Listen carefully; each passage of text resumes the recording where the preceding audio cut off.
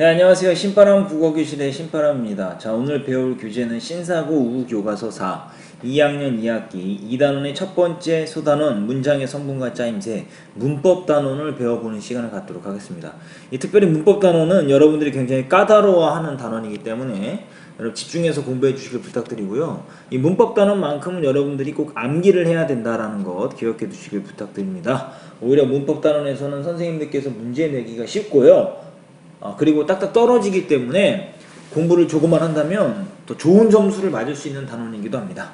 자, 우리 교재 48쪽이고요. 오늘도 열심히 공부해 주시길 부탁드리면서 왼손에는 형광펜, 오른손에는 삼색볼펜을 들고 수업을 시작하도록 하겠습니다. 자, 그럼 시작하겠습니다. 자, 1. 문장 성분에 대해서 먼저 배워보도록 하겠습니다. 우리는 자신이 표현하고 싶은 생각과 감정을 다양한 형식의 문장으로 나타낸다. 그렇다면 우리만의 문장은 어떻게 이루어져 있을까? 하나의 문장은 일정한 문법적 기능을 하는 부분들로 나누어 볼 수 있는데 이를 문장 성분이라고 한다. 문장 성분이라는 게 뭡니까? 일정한 문법적 기능을 하는 부분들로 나누어 놓은 것. 그게 뭐다? 문장 성분이다. 문장을 문법적 기능을 하는 부분들로 나누어 보면 그게 문장 성분이다라는 거죠. 다음 문장을 살펴보자. 동생이 밥을 많이 먹었다. 동생이 밥을 많이 먹었다라는 문장은 다음과 같이 다양한 문법적 기능을 하는 부분들로 나눌 수 있다. 즉, 이 문장은 누가에 해당하는 동생이, 무엇을 해당하는 밥을, 얼마나에 해당하는 많이, 어찌하다에 해당하다 하는 먹었다와 같이 4개의 문장 성분으로 이루어져 있다. 자, 그러면 문장 성분에는, 국어의 문장 성분에는 어떤 것이 있을까? 문장 성분은 문장을 이루는데 골격이 되는 주성분. 주성분에는 뭐가 있죠? 주어, 서술어, 목적어, 보어가 있죠. 그리고 주로 주성분의 내용을 수식한다라고 했죠. 수식해주는 부속성분, 관형어, 부사어가 있고요. 다른 성분과 직접적인 관련이 없는 독립성분, 독립성분에는 뭡니까? 독립어가 있습니다. 크게 나누어진다. 3개로 나눠진다라는 거죠. 주성분부터 살펴보도록 하겠습니다. 주성분은 주어, 서술어, 목적어, 보어 꼭 있어야 되는 것이라 그랬죠. 아이가 달린다. 옷이 예쁘다. 나는 학생이다. 제시된 3개의 문장들은 각각 무엇이 어찌한다, 무엇이 어떠하다, 무엇이 무엇이다 라는 구조를 지니고 있다. 이들 문장에서 무엇이 해당하는 문장 성분이 뭐다? 주어다. 어찌한다, 어떠하다, 무엇이다 해당하는 문장 성분이 서술어. 자, 무엇이 해당하는 것은 주어다라는 그랬어요. 주어는 나옵니다. 문장에서 동작 또는 상태나 성질의 주체를 나타내는 것, 이게 주어의 정의. 서술어는 주어의 동작 또는 상태, 성질을 풀이하는 기능, 주어의 동작, 상태, 성질을 풀이하는 기능이 서술어다라는 거죠. 다음 넘어가 보시죠.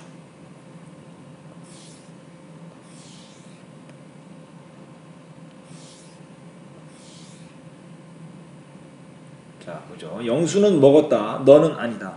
영수는 과자를 먹었다니까 훨씬 매끄럽죠? 너는 아니다. 너는 어른이 아니다라고 하니까 훨씬 매끄럽죠. 제시된 2개의 문장에서 과자를, 어른이, 이것은요 주어나 서술어가 아니면서도 문장에서 반드시 필요한 문장 성분이다. 과자를과 같이 서술어의 동작 대상이 되는 문장 성분을 목적어라고 한다. 그러니까 목적어는 뭐냐? 서술어의 동작 대상이다라는 거죠. 그리고 되다, 아니다와 같은 서술어를 필요로 하는 문장에서 문장 성분 중에서 어른이처럼 주어를 제외한 문장 성분을 보어라고 한다.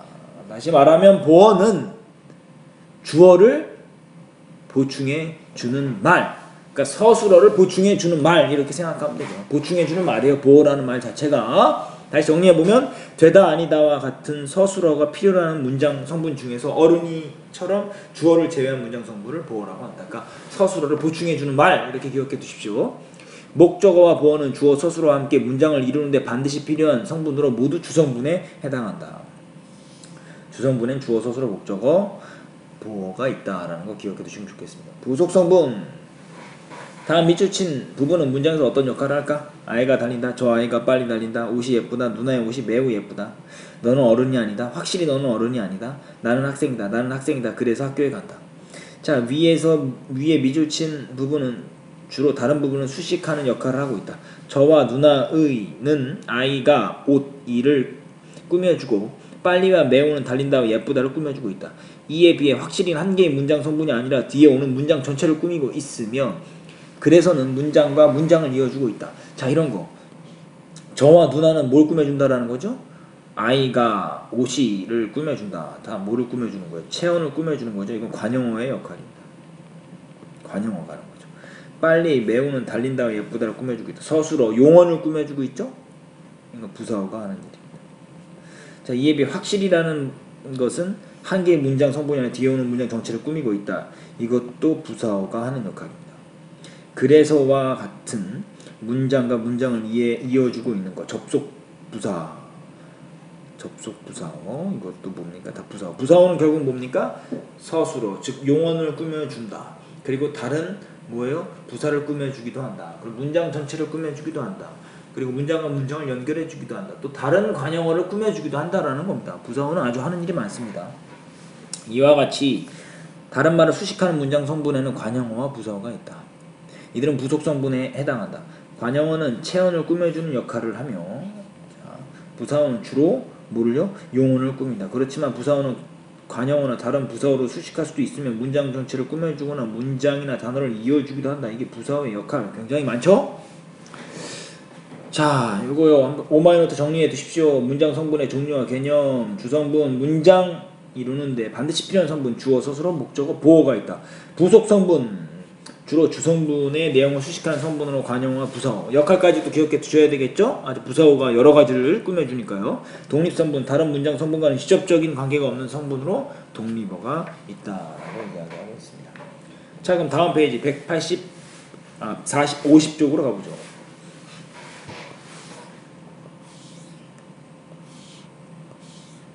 자, 독립성분에 대해서 배워보죠. 다음 밑줄 부분은 문장의 다른 성분과 어떤 관련이 있을까? 야, 드디어 방학이다. 와, 드디어 방학이다. 민지야, 와서 좀 도와줘. 이런 거는 제시된 문장에서 미주친 와와 민지야는 다른 문장의 다른 성분과 직접적으로 관련 없이 독립적인 의미를 지닌 성분이다.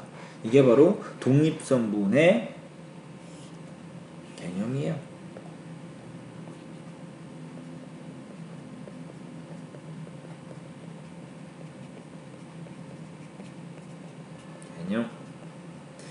이런 성분을 독립어라고 하는데 독립어는 독립성분에 속한다.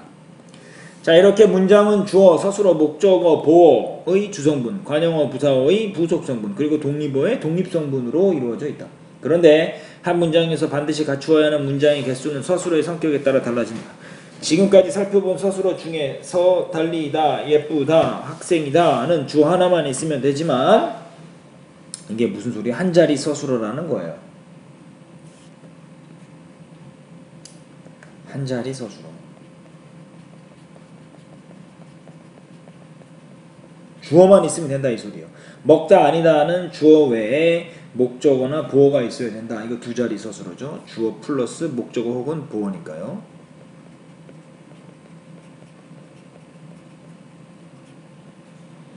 그리고 누나가 나에게 공책을 주었다 라는 문장에서 나타나는 서술어인 주다처럼 주어와 목적어 이외에 부사어를 반드시 필요로 하는 경우는 세 자리 서술어.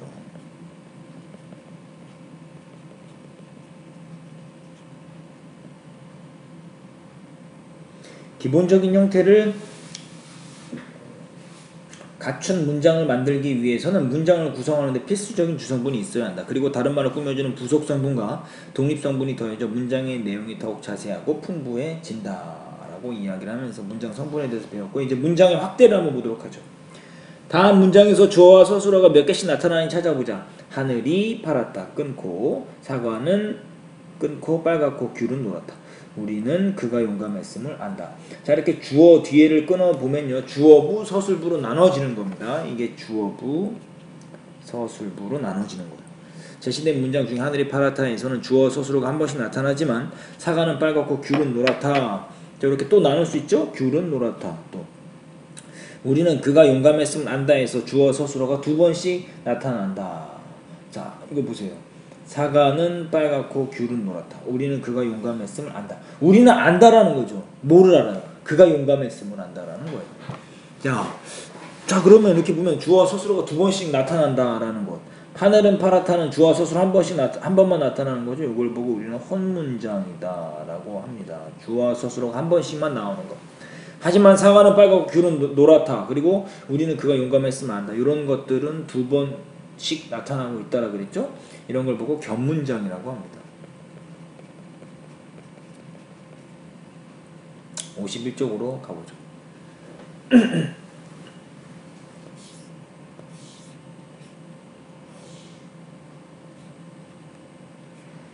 자, 하늘이 파랗다. 사과는 빨갛고 귤은 노랗다. 우리는 그가 용감했으면 안다. 이렇게 주어, 서술어 다 나눠놨죠? 이와 같이 주어와 서술어가 한 번 나타나는 문장은 혼문장, 두 번 이상 나타나는 문장을 견문장이라고 한다. 제시된 예와 같이 혼문장을 이어서 견문장으로 만들어보자. 이것은 빵이다. 저것은 떡이다. 이것은 빵이고 저것은 떡이다. 자, 되죠? 나는 야구를 좋아한다. 동생은 축구를 좋아한다. 나는 야구를 좋아하고 동생은 축구를 좋아한다. 이어놨죠. 자, 단풍이 떨어진다. 단풍잎이 노랗다. 노란 단풍잎이 떨어진다. 나는 책을 읽었다. 책이 재미있다. 나는 재미있는 책을 읽었다. 겹쳐지는 부분을 줄이면 되겠죠? 자, 요런 건 보고, 요런 건 1번 같은, 예 1번 같은 경우는 이어진 문장이고요. 이런 경우는 예 2번 같은 경우는 아는 문장이다라는 거예요. 견문장은 두 개로 나눠지는 거예요. 혼문장이 이어져서 견문장이 되는 것은 문장이 확대되는 거죠. 혼문장끼리 붙어서 견문장이 되는 거죠. 문장이 확대되는 방식은 크게 두 가지인데요. 하나는 혼문장과 혼문장이 대등하거나 종속적으로 이어지는 것, 하나는 다른 혼문장이 다른 문장의 한 성분이 되는 것. 이렇게 만들어진 문장은 각각 이어진 문장과 아는 문장. 근데 견문장은 두 개로 나뉜다라는 거예요. 이렇게. 첫 번째 이어진 문장. 이어진 문장은 쉽습니다. 다음 이어진 문장에서 밑줄친 부분들은 어떤 의미를 지니는가? 바람이 불고 비가 온다. 바람이 불면 나무가 흔들린다. 바람이 불고와 비가 온다는 의미 관계가 어떻다? 대등하기 때문에 비가 오고 바람이 분다와 같이 앞뒤를 바꿔도 거의 의미가 변하지 않는다. 앞뒤를 바꿔도 의미가 변하지 않는다. 이걸 보고 뭐라 그래요? 이렇게 혼문장이 연결된 문장은 대등하게 이어진 문장이다라는 거죠. 앞뒤를 바꿔도 의미가 변화가 없는 문장, 대등하게 이어진 문장. 반면 바람이 불면 나무가 흔들린다는 나무가 흔들리면 바람이 분다와 같이 이어진 문장, 이어진 혼문장 앞뒤를 바꾸면 문장이 성립하지 않거나 의미가 완전히 달라진다. 이어진 혼문장의 앞뒤를 바꾸면 의미가 완전히 달라진다. 이러한 문장은 종속적으로 이어진 문장. 종속적으로 이어진 문장의 특징은 뭐냐? 앞뒤를 바꿨을 때 문장이 성립하지 않거나 의미가 완전히 달라지는 경우를 우리는 종속적으로 이어진 문장이다라는 거예요. 사람이 뭐예요? 조건이 있는 거죠. 이것은 바람이 불면이라는 조건이 있고요. 나무가 흔들린다. 바람이 불면 나무가 흔들린다. 조건절에 의한 종속적으로 이어진 문장이다라는 거죠. 다음 페이지 넘어가 보시죠.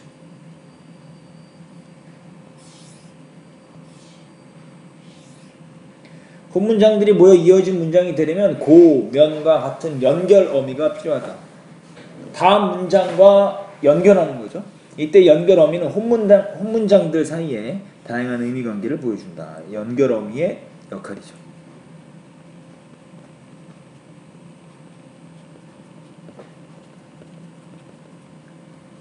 다음 문장의 밑줄 친 연결 어미가 어떤 의미를 드러내는지 찾아 연결해보자. 형은 성공했으나 동생은 실패했다. 가을이 되면 낙엽이 떨어진다. 눈이 와서 길이 미끄럽다. 누나는 책을 읽고 동생은 그림을 그린다. 아침 운동을 하려면 우리는 학교에 일찍 왔다. 하려고. 자, 보세요. 자, 성공했으나 라 그랬죠? 이거는 뭐요? 형은 성공했지. 하지만 동생은 실패했잖아요. 그러니까 이런 경우는 대조의 의미를 갖고 있는 거예요. 가을이 되면 낙엽이 떨어진다라는 건 조건이죠. 아까 했던 바람이 불면 나무가 흔들린다. 똑같습니다. 조건. 눈이 와서 길이 미끄럽다. 이런 거 원인이 되는 거죠. 눈이 왔기 때문에 길이 미끄럽다. 누나는 책을 읽고 동생은 그림을 그린다. 단순 나열. 아침 운동을 하려고 우리는 학교에 일찍 왔다. 의도가 나타난다라는 거죠. 이 5가지를 여러분들이 꼭 외워두시길 바랍니다. 오마이노트로 꼭 이거 정리해 두세요. 꼭 부탁드립니다. 앞에 문장에 있은 연결 어미 중 은하는 대조를 은하는 대조. 이거 중요하죠. 은하는 대조. 고는 나열. 자, 이 연결 어미로 이어진 앞뒤 문장은 각각 대등하게 이어진 문장을 이룬다. 이거 두 개는 뭐예요? 대등하게 이어진 문장이다라는 거죠. 하지만 음연, 조건, 아서, 원인, 의료고, 의도의 의미를 띠면서 앞뒤 뒷문장 각각 종속적으로 이어진 문장이다라는 거죠. 그래서 은하하고 고는 대등하게 이어진 문장이 되는 거고요.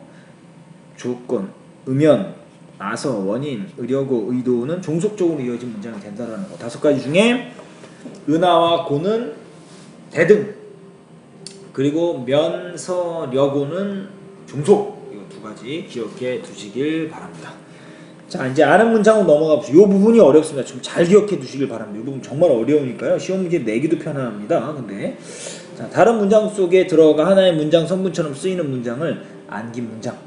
자, 다른 문장 속에 들어가 하나의 문장 성분처럼 쓰이는 헛문장을 안긴 문장이다라고 하면 이런 헛문장을 포함한 문장을 아는 문장. 부모님은 우리가 행복하기를 바라신다 해서 우리가 행복하다라는 헛문장은 무엇을 해당하는 목적어 역할을 하는 안긴 문장입니다. 목적어 역할을 하는 거죠. 그러면 제시된 예와 같이 다음 문장에서 안긴 문장을 찾아보자. 이 잔디밭은 아이들이 뛰기에 좋다.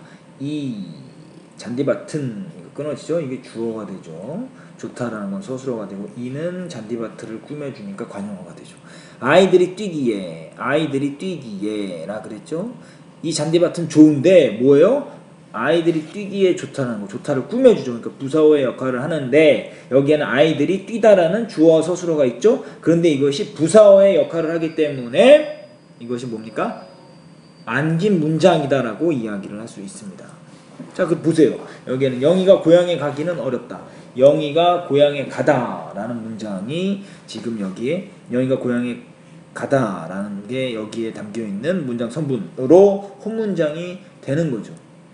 자, 그리고 어머니가 담근 김치는 정말 맛있다. 어머니가 김치를 담그다라는 문장이 남겨있고요. 동생이 인사도 없이 학교에 갔다. 인사도 없다. 토끼는 귀가 길다. 영수는 놀라서 무슨 일이야? 라고 물었다. 무슨 일이야? 요거 한번 살펴보도록 하죠. 자, 53쪽으로 가도록 하겠습니다. 안긴 문장은 기능에 따라 명사절, 관형절, 서술절, 부사절, 인용절 5가지로 나뉜다라는 거죠. 그 기능, 문장 안에서 어떠한 문장 성분 역할을 하느냐? 그 명사절. 자, 1에서는 영희가 고향을 가다가 주어로 사용되었다. 이와 같이 명사처럼 문장 안에서 주어, 목적어, 부사어 등 다양한 역할을 하는 절을 명사절이라고 한다. 다시 무슨 역할이요? 주어, 목적어, 부사절의 역할을, 부사어의 역할을 하는 절을 명사절. 명사절에는 혹은 기와 같은 전성어미가 결합되어 이루어진다. 명사절을 아는 문장, 명사절의 특징입니다.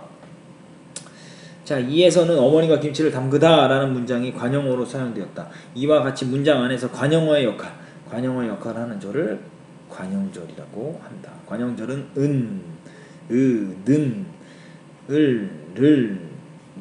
던 이렇게 던과 같은 전성어미가 붙어서 만들어진다. 는 그리고 던 이런 것들이 붙어서 전성어미가 붙어서 이제 관용절이 된다라는 거죠. 3에서는 인사도 없다는 문장이 부사어로 사용됐다.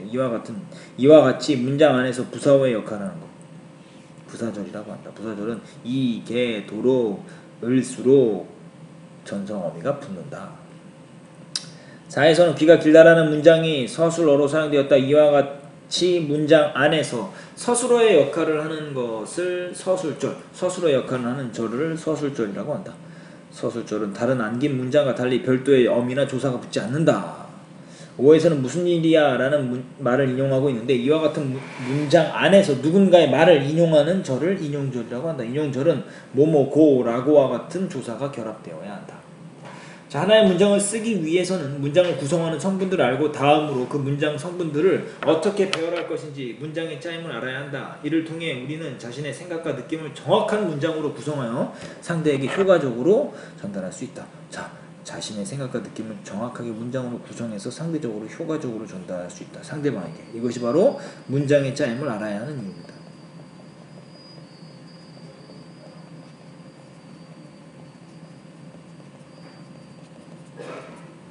하는 이유.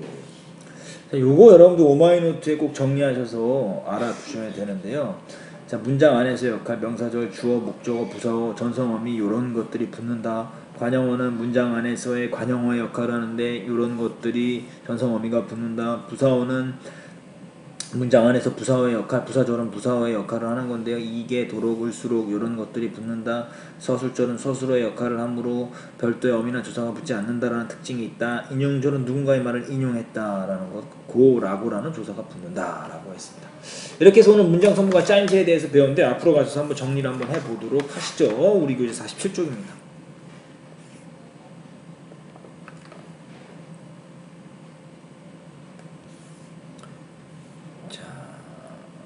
보죠. 문장이라는 건 뭐냐? 생각이나 감정을 말과 글로 표현할 때 완결된 내용을 나타내는 최소 단위. 생각의 최소 단위다 이거죠.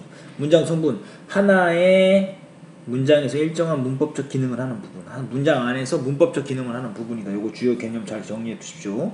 절은 구처럼 둘 이상의 어절로 이루어져 있으나 구와 달리 주어와 서술어를 가지고 있으며 문장의 일부분으로 쓰이는 문법 단위.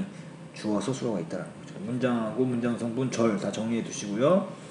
문장 성분의 종류, 이거는 뭐 머릿속에 꼭 정리해 두셔야 됩니다. 주성분, 주어, 서술어, 목적어, 보어 이 표를요 다 정리해 두시길 바랍니다. 부속성분, 관용어, 부사어, 독립성분, 독립어 이런 것들을 다 여러분들 정리를 해 두셔야 됩니다. 이거 중요합니다. 서술어의 자릿수는요 이것도 잘 기억해 두셔야 되죠. 주어, 서술어가 하나씩만 있는 것, 두 자리 서술어. 두 자리, 주어 외에도 목적어가 필요로 하는 거죠. 세 자리는 주어, 부사어, 목적어를 필요로 하는 것. 서술어가 필요로 하는 문장 성분의 개수, 문장 성분의 개수. 서술어가 하나만 필요하다, 주어. 두 개가 필요하다, 주어, 목적어. 세 개가 필요하다, 주어, 목적어, 부사어 이런 것들이 필요하다라는 거죠. 요거 기억해 두시고. 요 부분이 여러분들이 어려워하는 부분. 요거 표를 좀 잘 정리해 두셔야 되겠죠. 자, 문장의 종류. 요거 별표 2개. 혼문장 주어와 서술어가 한 번만 나타나는 문장, 견문장 주어 서술어가 2번 이상 나타나는 문장. 자, 견문장은 이어진 문장과 아는 문장으로 나타나는데 이어진 문장은 연결 어미에 의해서 대등하거나 종속적으로 대등하게 이어진 문장, 종속적으로 이어진 문장 두 개로 나눠진다. 아는 문장은 혼문장이 절의 형식으로 된 다른 문장을 한 성분으로 받아들이는 거죠. 명사절, 관형절, 부사절, 서술절, 인용절이 있다라는 거 5개. 그 표 기억해 두셔야 되겠죠. 안긴 문장 요거 정리 꼭 해 두셔야 되겠죠. 자, 명사절, 관형절, 부사절, 서술절, 인용절까지 꼭 기억해 두시길 바랍니다. 이거 오마이노트로 다 정리하시길 바랍니다.